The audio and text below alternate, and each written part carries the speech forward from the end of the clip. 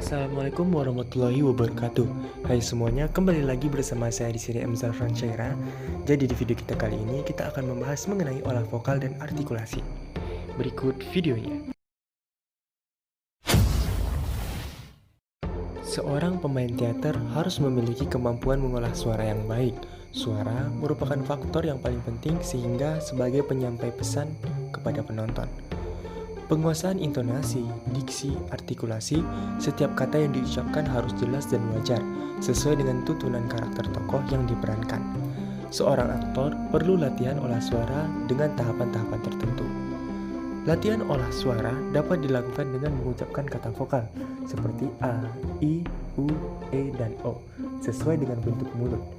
Dalam latihan olah suara, terutama yang berhubungan dengan membaca naskah atau puisi, perlu diperhatikan juga tekanan kata, jiwa kalimat, tempo, dan irama. Artikulasi adalah sebuah koneksi antara apa yang dikatakan dengan bagaimana cara mengatakan kalimat tersebut. Maksudnya adalah cara kita mengekspresikan tuturan atau kalimat. Sebagai contoh, ketika kita menunjukkan sedang marah besar, tetapi suara kita tidak bisa hanya dilakukan dengan datar dan kurang jelas. Kita sedang berdialog marah besar, maka kita harus menggunakan nada yang tinggi dan jelas untuk mengekspresikan kondisi tersebut. Olah suara adalah faktor yang dihubungkan dengan proses komunikasi.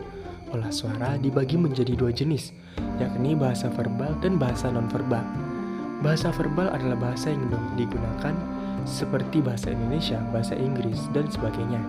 Sedangkan untuk nonverbal adalah gerakan tubuh yang disebut dengan gestur. Pemain teater perlu mengasah olah baik suara verbal maupun suara nonverbal. Untuk suara nonverbal biasanya akan berbeda-beda tergantung dengan budaya setempat. Misalnya, mengangguk biasanya berarti iya, namun di daerah lain atau negara lain, mengangguk bisa juga berarti dengan tidak. Baik, demikian video kita kali ini mengenai olah suara dan artikulasi. Jangan lupa untuk klik like, share, comment, and subscribe. Jika terdapat kesalahan dan kekurangan, mohon dimaafkan. Dan mari kita diskusikan bersama di kolom komentar. Saya M. Zafran Syaira pamit dan sampai jumpa lagi di video berikutnya. Wassalamualaikum warahmatullahi wabarakatuh.